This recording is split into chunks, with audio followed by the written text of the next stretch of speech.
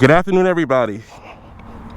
Today we're gonna do a cool little video because I haven't been showing my Ninja 500 any love. Now that I have the S1K and I'm going super fast, when I say super fast, I mean super fast within the legal limits of the law, I haven't been paying much attention to my Ninja 500. Let's let this police officer pass and then we'll start talking. So the question today is the Ninja 500 still a good bike to have on the street and also on the highways? So we're gonna do a little mix of both kind of driving, me doing some light street driving right now, and then me also doing some highway driving. And when I say highway driving, I don't mean like highway pulls to see just how fast I can take this thing, but I mean like just like normal highway driving with normal highway traffic. I guess that's the way out. Actually, no, this is gonna make me do a U-turn. Yeah, that's fine. We'll do this route. This will be a cool route. So right now what I'm gonna do is take this street a little bit down. We're gonna go do a U-turn. We're gonna hop on I-95, which, if you don't know, that is the highway out here in Florida. It's the furthest east highway, called I-95. Now what we're gonna also do right now is sneak in here for a quick second so you guys can see the cool view of Brickell. I live down there in some random place, but that's where I live, right there. Brickell's a great place. If you're ever coming down to Miami to ride, hit me up. We'll ride in Brickell. So right now I'm in second gear at 5.5, 6K, right? As you can see, this isn't as fast as a leader bike or a 600 series. That's not the point of this experiment. The point of this experiment is to show you guys, can this bike handle riding in the street? Is it fast and safe? And when I say fast, meaning, is it fast enough for you to be safe without risking your life on this bike? So here we go.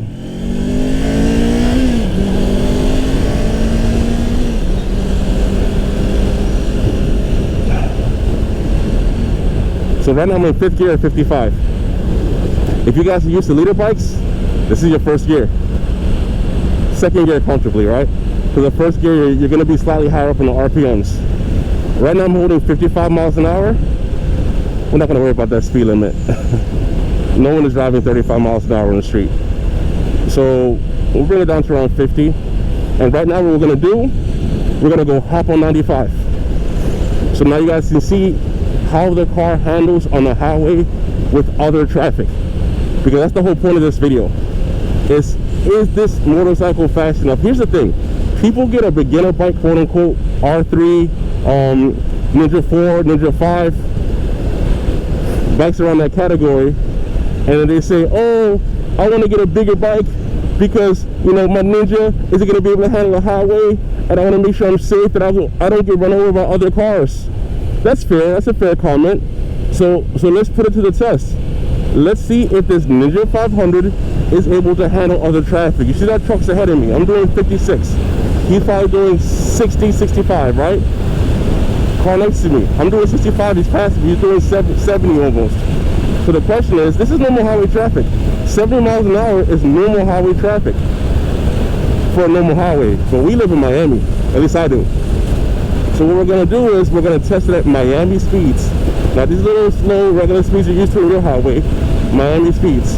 That means around 70, 80-ish, okay? So let's see how we're doing.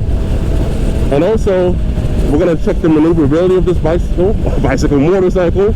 I call it a bicycle because it's so small compared to my leader bikes, but it's all good. So right now I'm running a Ninja 500, Monster 937, and S1000 RR. So let's see how we do this right here. Right now we're in fifth gear and we're at 7K. So I'm gonna go down to up to sixth gear, save a little bit of gas. So now this is my highest gear. It's the sixth gear. Let's see how I'm able to maneuver. Because the bike is super light, it is really easy to do maneuvers, really easy to move in and out of traffic. The only question is it fast enough? Well, look right now. Doing 67, not doing anything crazy, and I'm good. Other cars are probably doing about 60. The thing is, like, a motorcycle's more agile than the car is, so you can hold a higher speed because you can brake quicker. And worst comes to worst, you got to maneuver, squeeze in between a car to get out of the way of an accident or whatever. You can do that on a motorcycle. You are not going to have that leeway. Once again, you are not going to have that leeway on a car.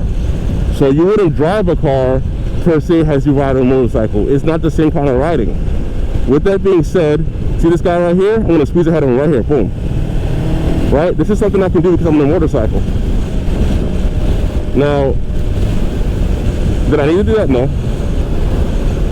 That was just to show you guys the maneuverability of the bike and show you how a bike can squeeze into situations that a regular car wouldn't be able to get into.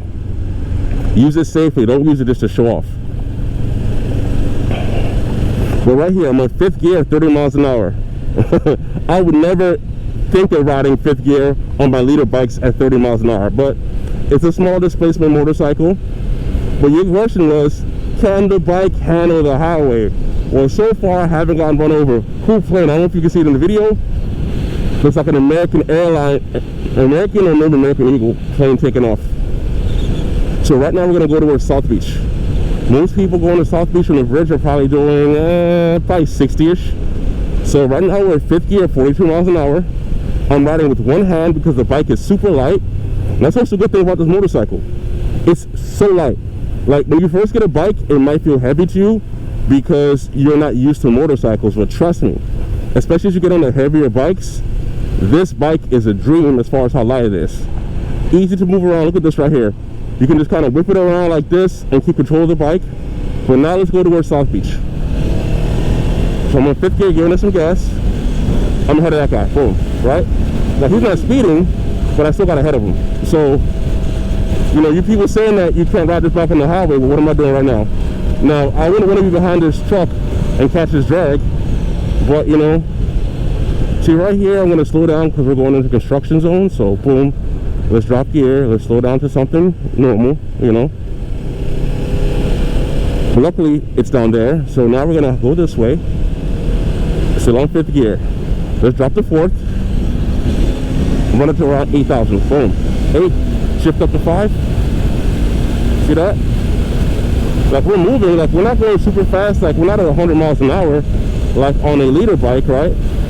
But it's got decent acceleration, and if you compare it to most cars, like you're chilling. Like most cars aren't accelerating this fast to get to these speeds. Right here, I got one hand on my car though, one hand driving. We're doing 67. Look, we're chilling. All right? And we're catching up to those other cars, so they're probably doing like 60. So I'm at 65 right now, not doing anything crazy, and the bike is handling it fine. I'm at 60 miles an hour in 5th gear. On my leader bike, I'd be in 2nd, maybe 3rd, but still, maneuverability of this bike, it's nice and light, nice and easy to ride. All right, no problem. 45 miles is the speed limit. We're at 60. We're speeding a little bit, but nothing crazy, right? See that guy right there? He's probably doing 50-ish, right? We're catching up to him. So all this talk about these bikes cannot handle the highway, this is a highway. It's a bridge, but I mean, it's technically a highway. And we're going fine. 57 miles an hour. No problem. Right? And even then, like, if you want to lean into it a little bit, see that? It's so light that you're able to get around any side of it pretty easily. So it's a good motorcycle. Now, I'm not gonna lie. If you're talented riding motorcycles, you will get tired of this bike. I put about 500 miles on this bike before I went to my S1000 RR. But I have experience flying planes. I'm slightly older than most people who are starting to ride. So I think I have enough experience and use of mechanical things like vehicles that I was able to do so. Long story short, this motorcycle responds to input, okay? So if your inputs are good, you're gonna be fine with this motorcycle. Do I think this is a good starting bike? 100%. 100%. Now, if you think that you're going to want to move up to another bike sooner, then I'd recommend you get maybe this bike used. If I could go back in time, well, I wouldn't say I would get it used, but the thing is, like, you know, the good thing about a new bike is, like, you know, like, no one's messed it up, you know. And when you're learning, you don't want to have some kind of random thing happen on the road that you're not prepared to take care of. That could happen with a used bike. So to be honest, I mean, it's like a $7,500 bike, man. Like, buy it new, beat it up, take it to the track to learn how to use the track. But right now, you know, I'm good. So let's show you some maneuverability, right? So we're in between a bunch of cars, and the question is, like, how is it for squeezing in between cars? It's great. For lane filtering, it's amazing. Super skinny. Like, you can see right here, as we get up here, I'm gonna have to lane filter. I'm gonna tuck these in because I feel like it gives me just a little bit more room. And we're gonna show you how to lane filter on this bike, because depending on your state, it'll be legal or not legal. But here's the thing, it's a touchy subject, because, like, you might be told not to lane filter, but, like, if you're at a stop sign, I recommend to lane filter. You want to get to the very front of the line, because you don't want to get squeezed in between a couple of cars that are red light and you're not at the very front, because the guy might be, like, not paying attention and he won't see your motorcycle and you'll get run over. Like, that happens all the time, you know. People get run over all the time with these bikes, man. So, like, whatever you can do to make yourself safer, I recommend doing it. Back brake on this bike is great. Front brake is great. I wouldn't say great, but I believe we use double disc here, right? Yeah, I believe so. I think the brakes are good for the power, the way it is with this bike. See, squeeze right here. See, that's a basically filter right there, right? For the amount of power this bike has, I think that the brakes are fine. Would I want more braking power? I don't think so. Not for this bike. This bike is not getting up so quickly that I feel like I need more braking power. Gas, amazing. This bike is amazing on gas. And something else that's really important that people actually don't talk about, you don't have to daily ride this motorcycle. Bro, I have 3 motorcycles. Sometimes I'll leave this bike for a month or 2, don't even touch it, and it'll come right on. And worst comes to worst, if it doesn't come right on, I can easily roll it for it to come on. So this bike, I will say, like, Kawasaki, man, the Japanese make good products. Let's call it what it is. The Japanese make good products. I don't care if it's a Sony or a Nintendo. I don't care if it's a motorcycle. I don't care if it's a microwave. They take a lot of pride in the reliability of their products. Now, is there an issue with the 636? Yeah, no one's perfect, man. But, like, for the most part, you can bet that the Japanese are going to take care of you. So right here, right? See, I'm going to go to the front here. And if you can't go to the front, put yourself right here. Right there. Because if this guy doesn't pay attention and he crashes into this guy, then you're on the side here. I mean, he might clip your foot, but you'll survive. So never put yourself, like, right behind the car. You always want to be, like, on the side of their back wheel. Don't assume they can see you. Just because you know you're there does not mean that they know or care that you're there. And trust me, if you're on a motorcycle and you get hit, it is not like getting hit in a car. At all. When I say at all, I mean at all. But as you guys have been able to see, I came from Key Biscayne to South Beach on this bike easily. No problems. Look at this, turning, one hand on the wheel. I'm just releasing the clutch. I'm just turning using my clutch. So it's got enough power to just move with this clutch. I've had smaller bikes, like in Colombia. I've had 200cc bikes, and they don't have enough power to, like, move. Just using the clutch. Here, I'll show you right here. Boom. Complete stop, right? Release the clutch, and it's going by itself. Some lower cc bikes won't even do that. So this is an amazing motorcycle. We're gonna go down to South Beach just so you guys can see it, and we'll probably wrap it up then. But I hope that this little quick ride has shown people that this motorcycle is just fine for beginners. You do not have to start on a 600cc or even worse than a liter bike. Now, thank God that these bikes have ABS now and nannies, but what's going on is that a lot of younger people can't afford the newer bikes. So they're saying, oh, let me start on a 636 on an older one, or let me start on, let's use it for example, like an older bike that might not have the nannies yet because it's a 20-year-old bike. And they say, oh, well, the displacement isn't that high, it's not a liter bike. Doesn't matter. Doesn't matter at all. Because if you don't have any ABS, any anti-wheelie, anything like that on those older bikes, and you make a mistake, you are going to get punished. When I say punished, I mean punished. I'm not even gonna lie, I'm almost 40. Like, people rode motorcycles were better riders 20 years ago than they are today. I don't care what you say, because they had to learn to ride bikes with no nannies. People hop on these nannies bikes, and you know, they think that they're someone because they're riding a bike that's too much displacement for them, but the nannies are constantly saving them. Sir, ma'am, you're incorrect. Either get a new bike with nannies, or get a bike at the displacement of your talent level. Just because your friends have, and I'm not gonna lie, I fell into the same, not trap, but I know what it's like.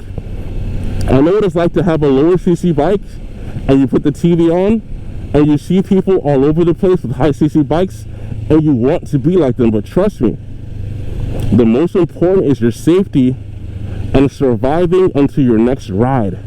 Do not bump up too early. Don't do it. It's not worth your life.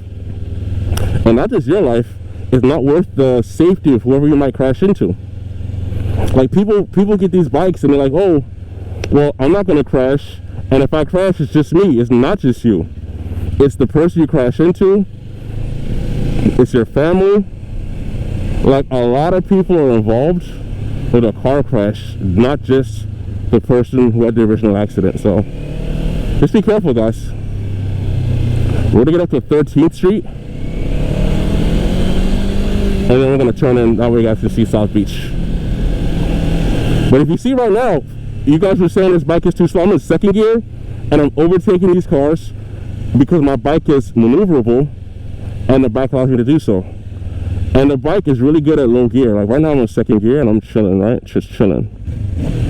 This bike is all stock, so it's not going to be too loud. Now we're going to pass by Freeway South Beach. Oh, another thing. This bike is great for slow maneuvering, because you don't learn how to ride a bike fast. You learn how to ride a bike slow.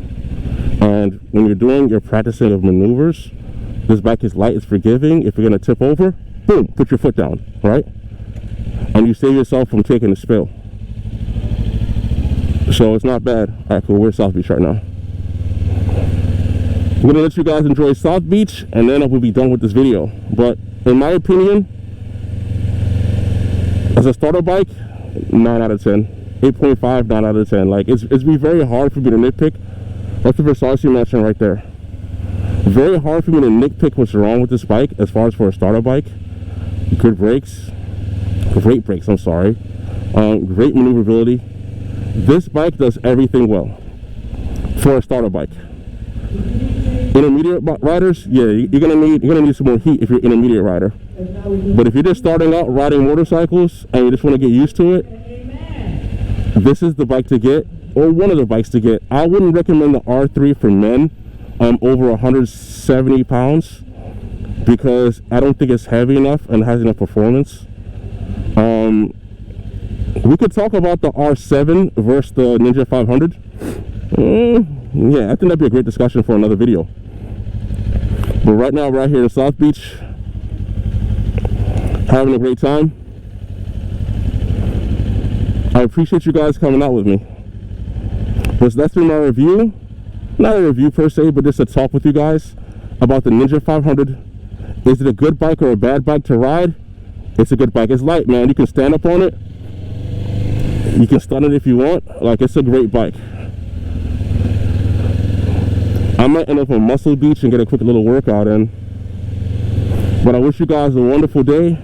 stay blessed, and appreciate you guys coming out with me today. Well, my boy, it looks familiar. Let me see real quick. Oh, that's not him. I thought I knew that guy. He looks like another guy I know. Anyway, guys, have a great one. See you in the next one. Ciao.